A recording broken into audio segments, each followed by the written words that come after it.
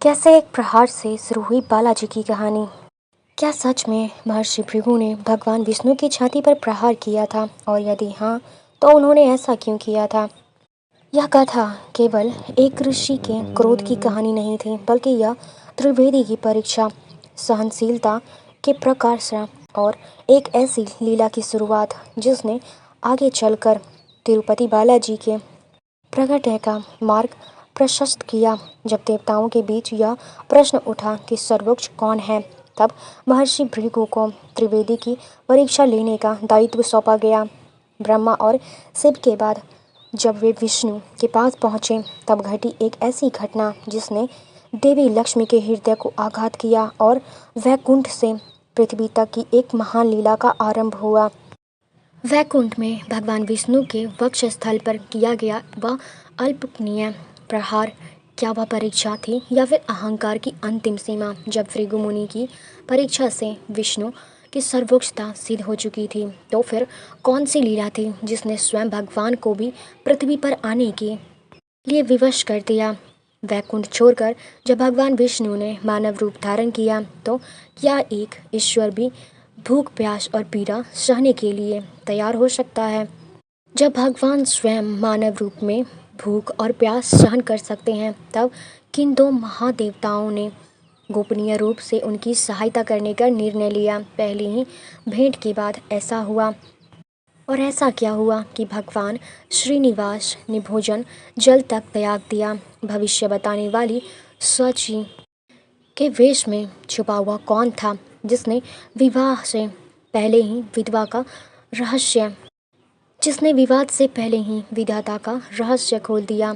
विवाद के लिए भगवान श्रीनिवास ने किस देवताओं से इतिहास का सबसे अनोखा ऋण मांग की, और क्यों कहा कि यह ऋण समझौता कलयुग के अंत तक चलने वाला है? जब दो देवियों के बीच पक्ष खड़ा हुआ, तो भगवान श्रीनिवास ने स्वयं को ही क्यों त्याग दिया, और क्यों आज भी वे तिरुमला में साक्षात विराजमान हैं? आज इन्हीं सारे सवालों के जवाब जानने की कोशिश करेंगे आज के इस अद्भुत वीडियो।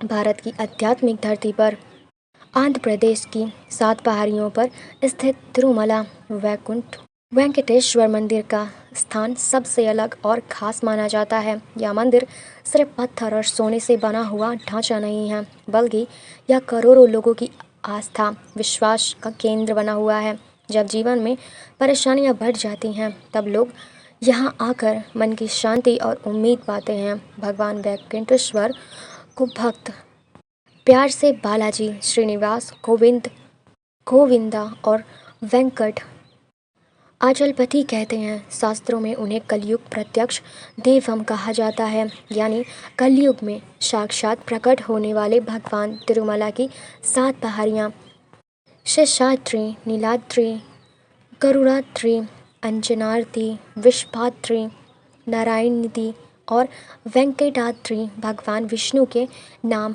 आदि शेष के 7 फनों का प्रतीक माना जाता है। मुख्य मंदिर 7वीं पहाड़ी वेंकटाद्रि पर स्थित है, जिसे आनंद निलय यानी कि आनंद का निवास कहा जाता है। यह शोध रिपोर्ट सिर्फ भगवान वेंकटेश्वर के अवतार से जुड़ी कथाओं तक सीमित नहीं है, बल्कि यह भी बताती है कि कैसे इतिहास, समाज और प्रशासन के सही प्रबंध ने इस मंदिर को आज दुनिया का सबसे समृद्ध, सुव्यवस्थित धार्मिक स्थल बना दिया है। भगवान वेंकटेश्वर के पृथ्वी पर अवतार की कथा की शुरुआत एक महान यज्ञ और ऋषियों के मन में उठे एक गहरे प्रश्न से होती है। इस कथा का विस्तार वेंकटाचल महात्म्य, प्रज्ञा पुराण और श्रीमद् भगवत गीता पुराण में मिलता है। एक समय महर्षि कश्यप की आध्यात्मिकता में अनेक ऋषि मुनि सरस्वती नदी के तट पर एक विशाल यज्ञ कर रहे थे। यह यज्ञ पूरे संसार के कल्याण के लिए आयोजित किया गया था। यज्ञ के दौरान ऋषियों के मन में एक महत्वपूर्ण सवाल उठा। ऋषियों ने विचार किया, त्रिवेदों यानी कि ब्रह्मा, विष्णु और महेश में से वह कौन है जो तीनों गुणों से परे हैं? इस यज्ञ का फल किस देवता को अर्पित किया जाना चाहिए जो सबसे अधिक सात्विक, सात्विक हो और भक्तों की प्रार्थनाओं को सबसे जल्दी स्वीकार करता हो। इस कठिन पक्ष का उत्तर खोजने के लिए सप्तऋषियों ने महर्षि भृगु को चुना गया। भृगु मुनि अत्यंत विद्वान और ब्रह्मज्ञानी थे, लेकिन उनका स्वभाव थोड़ा क्रोधी भी माना जाता है। कहा जाता है कि उनके पैर के तलवे में एक अतिरिक्त नेत्र था, जिसे उनके ज्ञान के अहंकार का प्रतीक माना जाता था।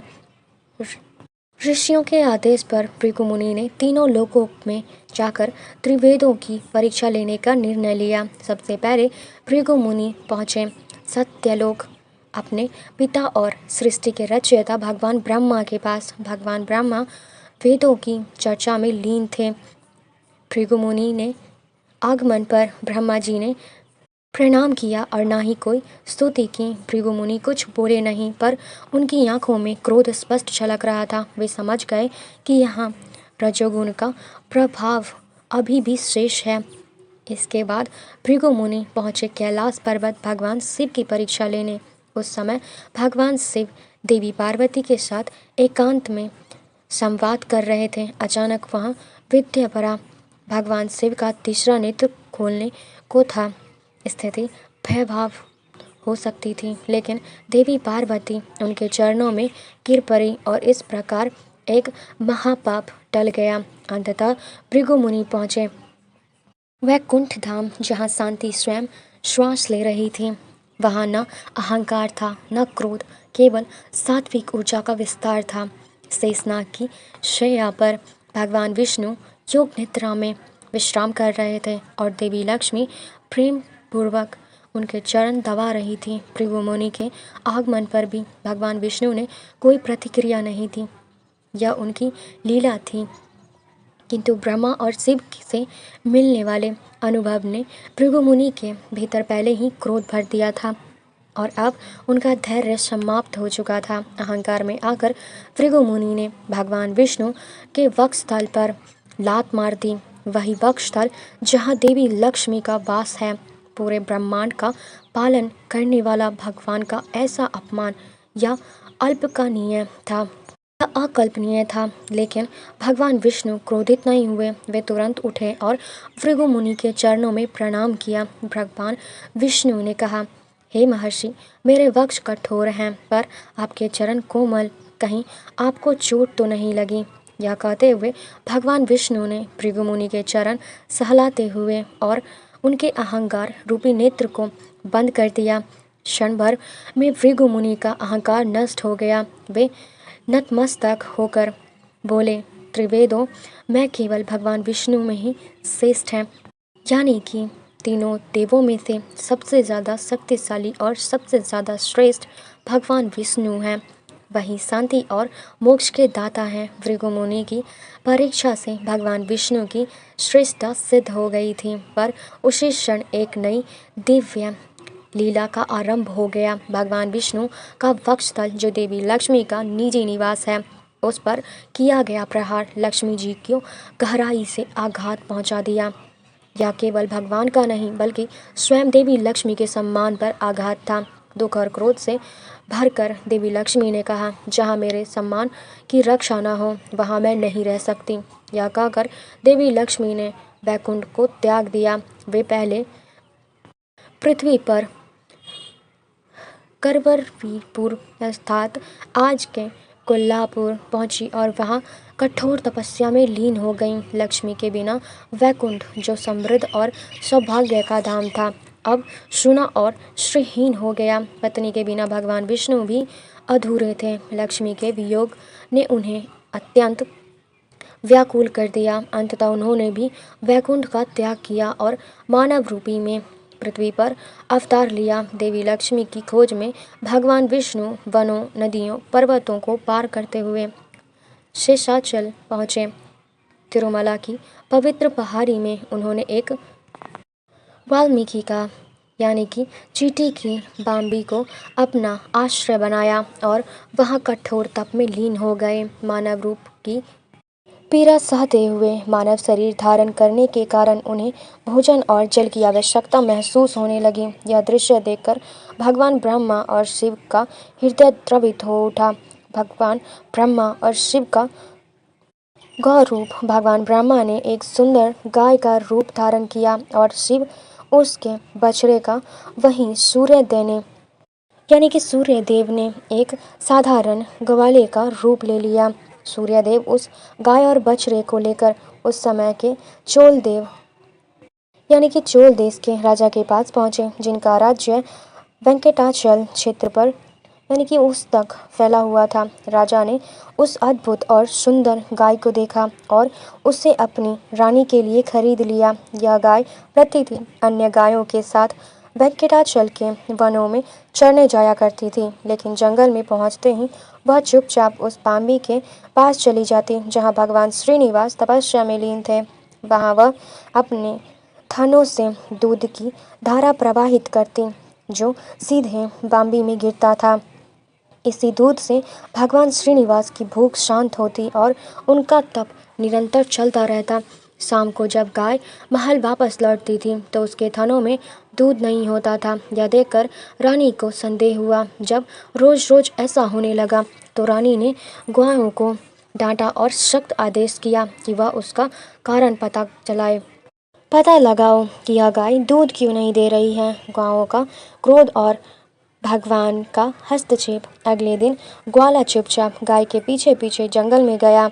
वहां उसने अपनी आंखों से देखा कि गाय एक बाम्बी के ऊपर खड़ी होकर अपना सारा दूध बहा रही है। यह दृश्य देखकर ग्वाला क्रोधित से भर गया। उसे लगा कि गाय जानबूझकर दूध बर्बाद कर रही है। क्रोध में आकर उसने अपना कुल्हाड़ी उठाया और गाय के सिर पर जोरदार वार करने लगे। उसी क्षण भगवान श्रीनिवास बाम्बी से बाहर निकले। उन्होंने कुल्हाड़ी का वार अपने ऊपर सह लिया। कुल्हाड़ी सीधे उनके सिर पर जा लगी और श्रीनिवास के सिर से रक्त बहने लगा। यह भयानक दृश्य देखकर ग्वाला भय और आघात से वहीं पर गिर पड़ा और उसकी मृत्यु हो गई। भगवान श्रीनिवास दर्द से कराह रहे थे, लेकिन गाय सुरक्षित थी। गाय तुरंत दौड़ती हुई चोल राजा के पास पहुंची और अपने हाव भाव से राजा को जंगल तक ले आई। वहां राजा ने देखा कि ग्वाला मृत पड़ा हुआ है और भगवान श्रीनिवास घायल अवस्था में हैं। राजा को देखकर भगवान श्रीनिवास ने कहा, हे राजन, ये अपराध यही तुम्हारे सेवक ने किया, लेकिन शास्त्र के अनुसार सेवकों के कर्मों के लिए राजा भी उत्तरदायी होता है। धर्म सिखाना राजा का कर्तव्य होता है। तुम्हारे सेवक के कारण मुझे यह चोट लगी, इसलिए मैं तुम्हें श्राप देता हूँ कि तुम एक पिशाच बन जाओगे। यह सुनकर राजा घबरा गया और तुरंत श्रीनिवास के चरण में गिरकर क्षमा मांगने लगा। राजा की विनम्रता और पश्चाताप को देखकर भगवान श्रीनिवास का हृदय पिघल गया और उन्होंने श्राप से मुक्ति का उपाय बताया। भविष्य में जब मैं आकाश राजा की पुत्री से विवाह करूंगा, तब तुम मुझे एक स्वर्ण मुकुट भेंट करोगे। जैसे ही मैं उस मुकुट को धारण करूंगा, तुम इस श्राप से मुक्त हो जाओगे। श्राप देने के बाद घायल भगवान श्रीनिवास वन में औषधियों की खोज में भटकने लगे। इसी पीड़ा भरे समय में उनकी भेंट वराह स्वामी से हुई, जो भगवान विष्णु के वराह अवतार हैं। मान्यता है कि वराह स्वामी सतयुग में हिरण्याक्ष का वध करने के बाद से ही इस पहाड़ी पर निवास कर रहे थे। इसी कारण तिरुमला क्षेत्रों को आदि वराह क्षेत्र भी कहा जाता था। भगवान श्रीनिवास ने वराह स्वामी से निवास के लिए थोड़ी सी भूमि देने का अनुरोध किया। इस पर वराह स्वामी ने पूछा कि अपनी भूमि किसी और को क्यों दें। तब श्रीनिवास ने उन्हें अपनी पूरी कथा सुनाई और यह भी बताया कि वे कलयुग के अंत तक यहीं निवास करेंगे। इसके बदले वराह स्वामी ने एक शर्त रखी, मैं तुम्हें भूमि देता हूँ, लेकिन मेरे क्षेत्र में आने वाले भक्त पहले मेरे दर्शन करेंगे। भगवान श्रीनिवास ने विनम्रता से इस शर्त को स्वीकार कर लिया। इसी कारण आज भी तिरुमला की यात्रा जब तक पूर्ण नहीं मानी जाती, तब तक भक्त पहले आदि वराह स्वामी के दर्शन नहीं कर लेते। इसके बाद वराह स्वामी ने भगवान श्रीनिवास को पास के ही स्थित एक आश्रम में भेजा। वहाँ एक वृद्ध तपस्वी स्वामी रहती थी, जिन्हें बकुला देवी कहा जाता है। पुराणों के अनुसार बकुला देवी वास्तव में द्वापर युग की यशोदा मैया अर्थात भगवान कृष्ण की पालन माता का ही पूर्ण जन्म था। द्वापर युग में यशोदा मैया ने पूरे प्रेम और वात्सल्य से कृष्ण का पालन पोषण किया था, लेकिन वे कृष्ण के विवाह उत्सव देखने का सौभाग्य नहीं प्राप्त कर सकी थी। तब भगवान कृष्ण ने उन्हें वचन दिया था कि कलयुग में उनकी यह इच्छा अवश्य पूरी करेंगे। जब बकुला देवी ने घायल श्रीनिवास को देखा तो उनका हृदय माँ के वात्सल्य से भर गया। बकुला देवी ने श्रीनिवास की चोटों का उपचार किया और श्रीनिवास ने उन्हें अम्मा अर्थात माँ कहकर पुकारा। अम्मा बकुला देवी ने भी उन्हें अपने पुत्र के रूप में स्वीकार किया और प्रेम पूर्वक उनका नाम श्रीनिवास रखा। इसके बाद भगवान श्रीनिवास उनके आश्रम में एक आज्ञाकारी पुत्र की तरह रहने लगे और वह कुल देवी एक सच्ची माँ की शांत भांति उनकी हर छोटी बड़ी आवश्यकता का ध्यान रखने लगी। कथा का अगला अध्याय देवी प्रज्ञावती के जन्म से शुरू होता है। पार्वती को देवी लक्ष्मी का अवतार माना जाता है। प्रज्ञावती को देवी लक्ष्मी का अवतार माना जाता है। उस समय तोंडमंडलम क्षेत्र पर चंद्रवंश के राजा आकाश राजा का शासन था। वे एक धर्मनिष्ठ और न्यायप्रिय राजा थे, लेकिन उन्हें संतान सुख प्राप्त नहीं था। कलयुग की सलाह पर राजा ने कुलगुरु के सलाह पर राजा ने संतान प्राप्ति के लिए पुत्र कामेष्टि यज्ञ कराने का निश्चय किया। यज्ञ की भूमि को पवित्र करने के लिए जब राजा स्वयं सोने के हल से खेत जोत रहे थे, तभी वहां उन्हें एक अद्भुत दृश्य दिखाई दिया। भूमि से 1000 पंखुड़ियों वाला विशाल स्वर्ण कमल खुला हुआ था और उनके बीच में एक दिव्य कन्या लेटी हुई थी। उसी समय आकाशवाणी हुई कि राजा इस कन्या को अपनी पुत्री के रूप में स्वीकार करें, क्योंकि कन्या का जन्म कमल यानी कि प्रज्ञा से हुआ है। इसीलिए राजा ने उसका नाम प्रज्ञावती रखा। समय के साथ प्रज्ञावती बड़ी हुई और उसके सौंदर्य व गुणों की चर्चा चारों दिशाओं में होने लगी। एक दिन भगवान श्रीनिवास वन में अखेट यानी कि शिकार के लिए निकले। एक जंगली हाथी का पीछा करते हुए वे नारायण वन के पास स्थित एक सुंदर उद्यान में पहुंचे। वहां राजकुमारी प्रज्ञावती अपनी सखियों के साथ खेल रही थी। हाथी ने अचानक वहां उत्पात मचा दिया, जिससे सभी सखियां भयभीत हो गईं। तभी श्रीनिवास ने आगे बढ़कर हाथी को नियंत्रित कर लिया। इसी हलचल के बीच श्रीनिवास और प्रज्ञावती की दृष्टि पहली बार एक दूसरे से मिली। यह कोई साधारण मिलन नहीं था, बल्कि भगवान विष्णु और देवी लक्ष्मी का पुनर्जन्म मिलता है। दोनों के मन में एक दूसरे के लिए तुरंत आकर्षण और प्रेम जाग उठा, लेकिन सामाजिक मर्यादाओं के कारण वे कुछ कहे बिना अपने अपने स्थान लौट गए। आश्रम लौटने के बाद भगवान श्रीनिवास लगातार प्रज्ञावती के विचारों में डूबे रहने लगे। उन्होंने भोजन पानी तक त्याग दिया।